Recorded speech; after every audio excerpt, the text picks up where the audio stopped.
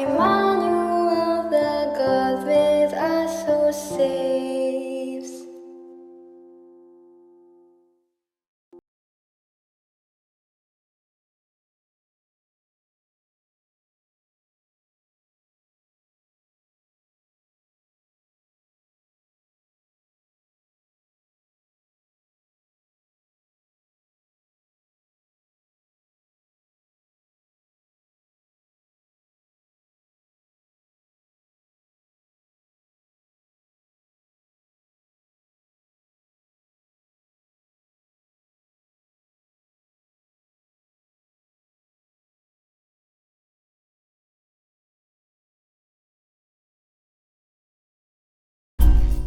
Minamahal kong mga kapatid, magandang buhay ulit tayo. Narito po muli ang inyong Lolo Monsi, no? Na handang tumulong sa abot ng aking makakayanan, lalo na sa larangan ng mga pagsagot o pagtugon sa inyong mga katanungan.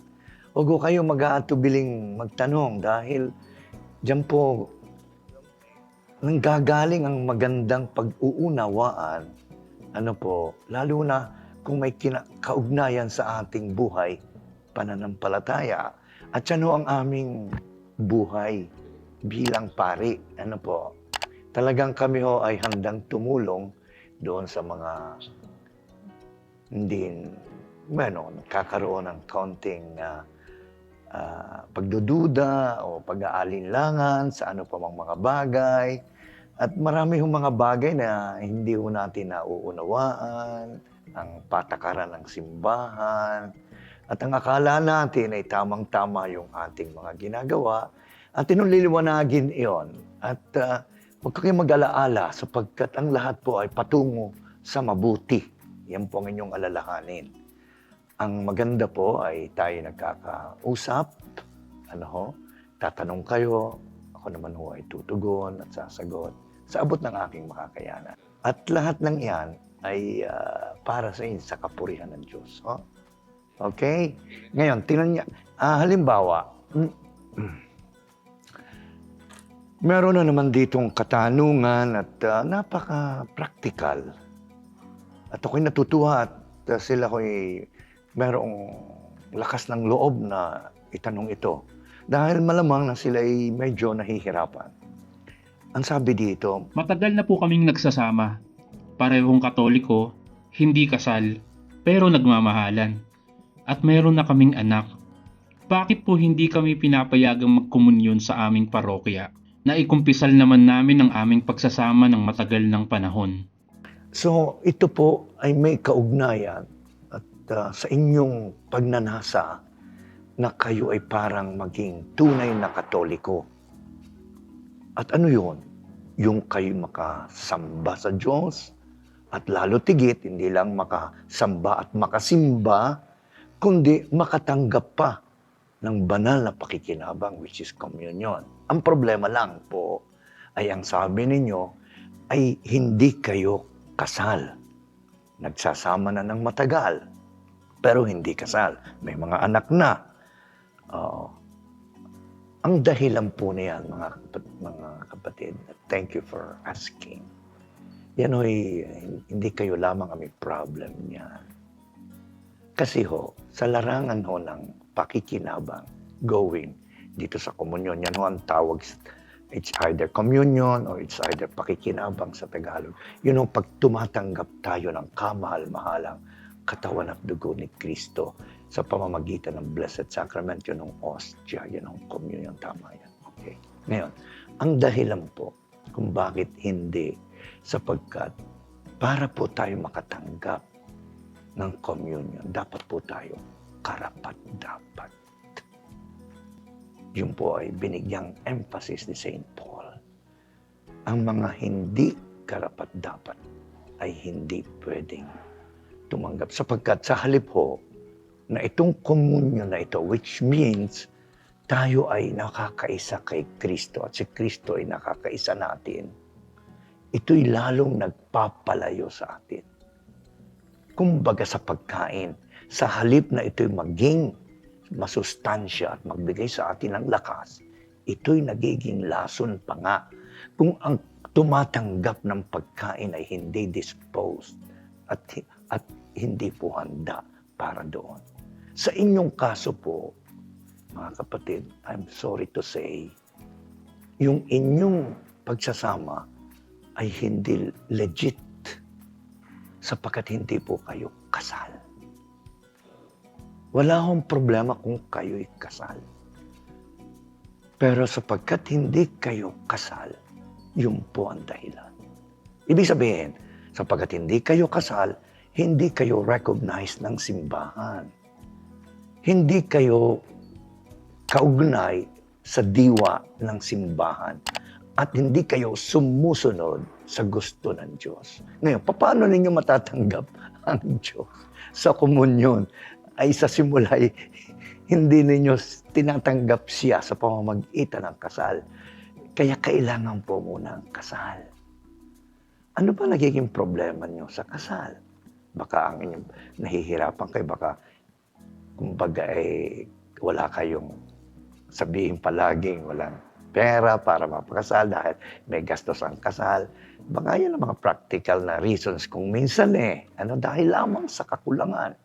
O kaya ay kayo medyo nahihirapan sa paghahanda ng pagkakasal, lalo na sa mga requirements.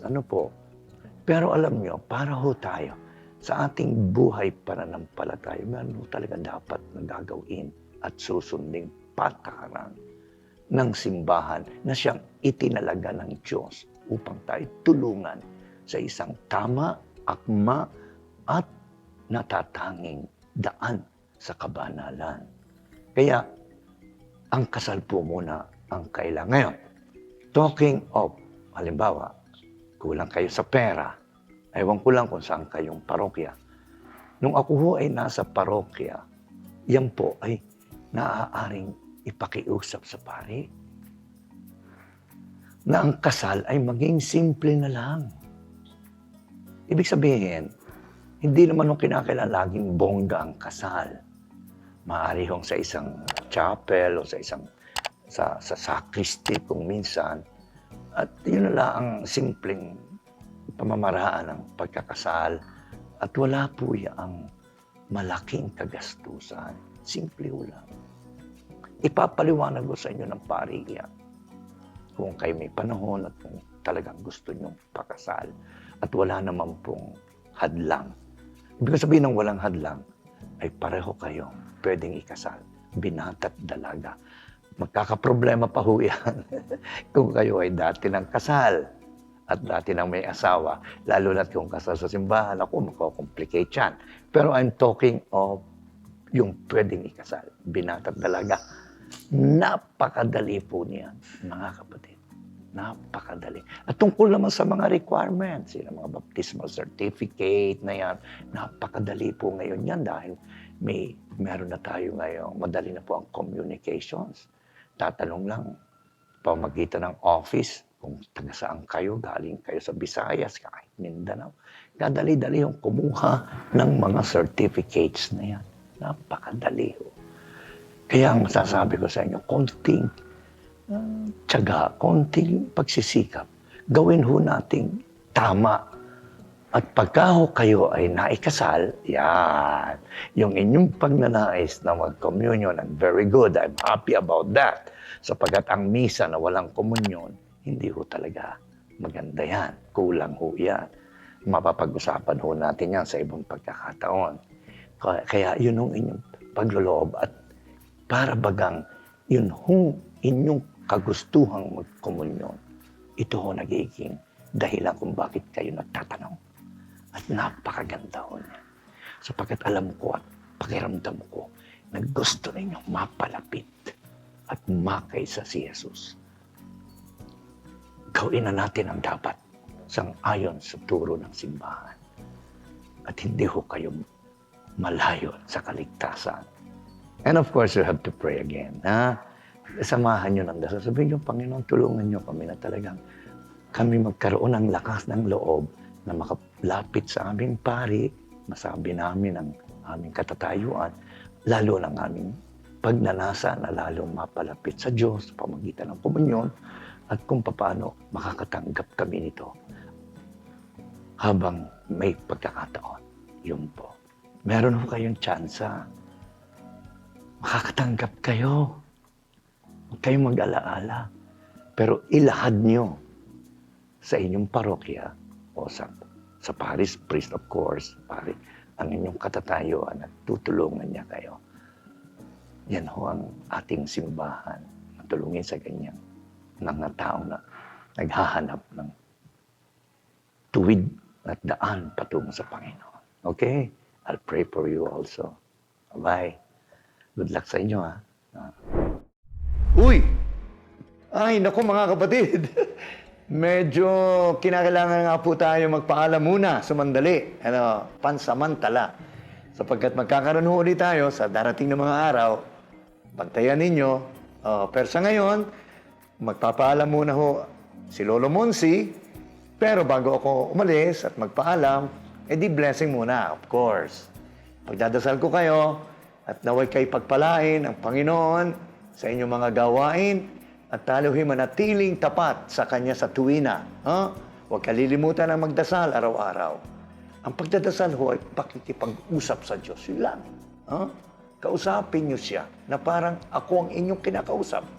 Kayo nagtanong sa akin, parang ako ang Diyos. Tinatanong niyo. Gayon ho lang. Humingi kayo. Kung may kailangan, magpasalamat kayo. Kung may mga dapat ipagpasalamat, humingi kayo ng tawad. Kung mayroon dapat kayong ihingi ng tawad. At purihin niyo siya. Sapagkat siya ang dakila at makapangyarihan. So, babay na ho ulit sa inyo. God bless you and see you next time.